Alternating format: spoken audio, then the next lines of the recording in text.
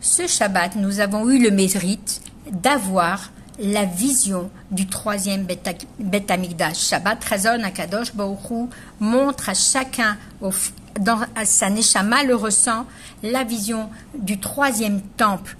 Et chaque année, ce Gilouj, cette révélation, elle est encore plus haute et plus proche de nous.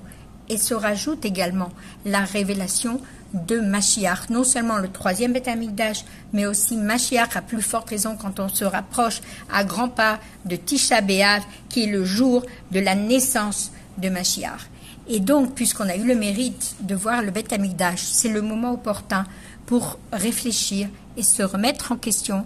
Et depuis que le Beth Amikdash n'est pas là, eh bien chaque foyer juif, chaque synagogue, chaque maison d'études s'appelle Mikdash Me'at, un petit sanctuaire, un petit temple pour Akadosh Baruch Hu.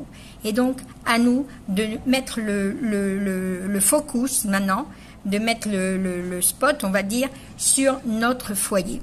Et tout d'abord, on va comprendre comment était divisé le Beth Amikdash. D'après l'image que j'ai mise avec cette vidéo, eh bien, on est à l'intérieur du temple. Là, on voit le Kodesh, c'est l'endroit où on voit la Ménorah, l'autel des parfums et la table des pains de proposition, et où on voit l'Aron HaKodesh qui se trouve dans le Kodesh Kodashim.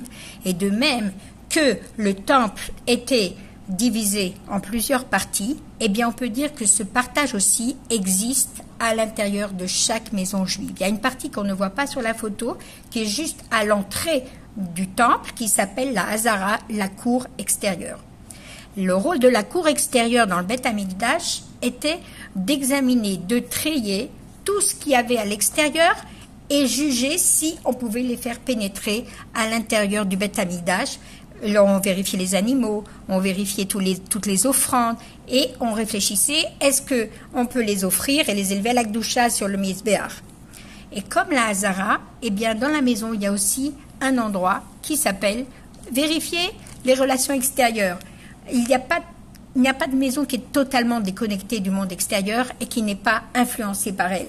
Mais notre devoir, c'est de trier véritablement, de s'assurer que les choses que l'on fait puissent pénétrer à l'intérieur. Est-ce que ça convient à la Gdusha de notre Beth Amikdash personnel?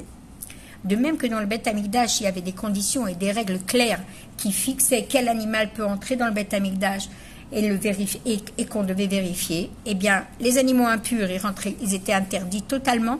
On les arrêtait devant la porte, alors que les animaux purs, eh bien, on devait les examiner pour voir s'ils étaient entiers et sans défaut et qu'ils pouvaient être offerts dans le Beth Amikdash. La même chose avec nous, eh bien, on doit trier tout ce qui est à l'extérieur pour les utiliser dans notre foyer, pour vérifier si on peut les utiliser dans la Gdusha, tous les objets matériels, toute notre vie matérielle à l'extérieur, est-ce que je peux la ramener à l'intérieur et m'en servir pour le service de Dieu? Et là, il faut être très très méticuleux, d'arrêter sur le seuil de la porte les choses qui ne conviennent pas du tout avec l'esprit d'un foyer juif et Kalvachomer d'un Beth Amikdash individuel. Et donc, tout ce qui est impur, ça reste dehors, mais même les choses permises, elles doivent être analysées et vérifiées et pesées, spécialement maintenant quand on est à l'ère de la technologie et que le monde extérieur, il est même à l'intérieur de la maison, et au moyen de l'ordinateur et de l'Internet, etc. Et donc, la maison juive, elle ne peut pas permettre aux chutz, à tout ce qui est extérieur, d'entrer sans vérifier scrupuleusement est-ce que ça convient au Beth Amikdash, à la Gdusha que je veux amener à l'intérieur de mon foyer. De la même manière, on peut avoir des situations psychologiques, mentales, émotionnelles, des états d'âme, pour lesquels on doit aussi placer un barrage pour les empêcher d'entrer à l'intérieur de la maison. Parfois, on peut être en colère, amer, triste, anxieux à cause d'une difficulté extérieure, mais quand on rentre à la maison, qui a le statut de Beth Amikdash, on doit s'efforcer de laisser ces sentiments négatifs de l'âme animale dehors, afin de ne pas leur permettre de détériorer la bonne atmosphère de Gdusha qui doit régner à l'intérieur de la maison. Dans le Beth Amikdash, la partie intérieure du temple qui est aussi très très sainte, s'appelle le Kodesh. Et là, dans le Kodesh, il y a la table des pains de proposition, l'autel des encens et la Ménorah, comme on l'a dit. La Ménorah se situer sur la photo, c'est à droite par rapport à l'autel, par rapport à Aaron HaKodesh, la menorah se trouvait à droite, du côté droit, et ça symbolise le chesed, la bonté. Et c'est ce qui doit régner dans une maison juive, dans son Beth Amikdash. C'est la faculté de voir le bien et le bon, et cette qualité chez chacun des membres de la famille, en ayant la volonté de créer cette atmosphère d'amour et de bonté entre chacun des membres de la famille. La table était située à gauche, et elle symbolise l'endroit de la richesse et de la parnassa. C'est la table sur laquelle on voit la parnassa qu'Hachem nous a donnée, l'abondance, la richesse. Et ça nous enseigne que l'ambiance de la maison, elle doit être celle de remercier Dieu pour tout le bien qu'il nous donne. Et non pas être triste ou amer à cause des problèmes de parnassa qu'on peut avoir à l'extérieur. Et donc, la sgoula pour une bonne atmosphère dans la maison, c'est de remercier Akadosh Baruch Hu, de toute la bracha et du shefa matériel qu'il va nous donner et qu'il nous donne à chaque instant, pour chaque chose. L'autel des encens, le Mizbeach HaKtorer, était situé au milieu du Kodesh et il représente le lien intime, la communication saine qu'il doit y avoir entre tous les membres de la famille.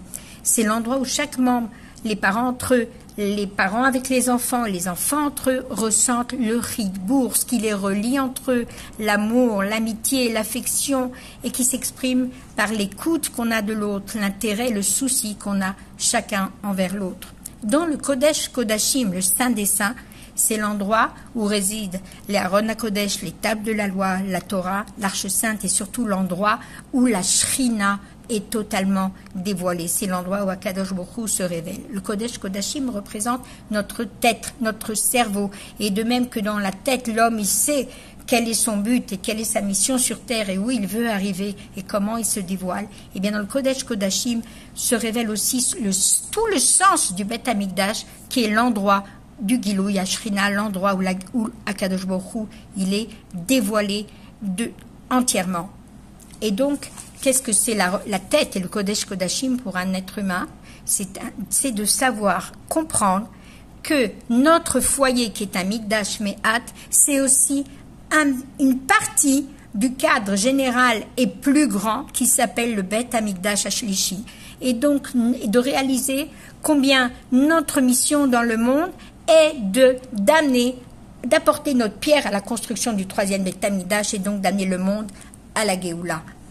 Et donc, il est très important de diriger son foyer, son Beth Amikdash de la manière qui convient, avec un véritable lien qu'on a avec le monde extérieur, de faire le tri, comme on a dit, de vivre, que la Hazara, que le monde extérieur puisse être convenable à l'intérieur de la maison, que ce soit la Gdusha qui pénètre dans notre Beth Amikdash. Important qu'il y ait des bons rapports et sains entre les membres de la famille dans une atmosphère positive d'amour et de Gdusha.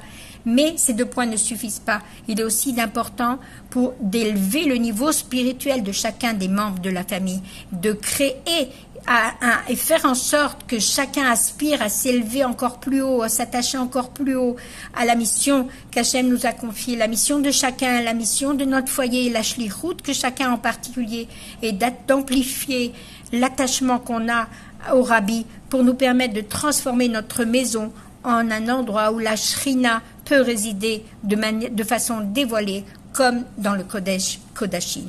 Et donc, pour conclure, comment on construit le Beth Amikdash à travers notre maison et à l'intérieur de nous? Premièrement, quand on a conscience qu'on est des invités d'Akadosh Baruch Hu. Donc, tout ce qu'on a, on remercie Dieu de tout ce qu'on a.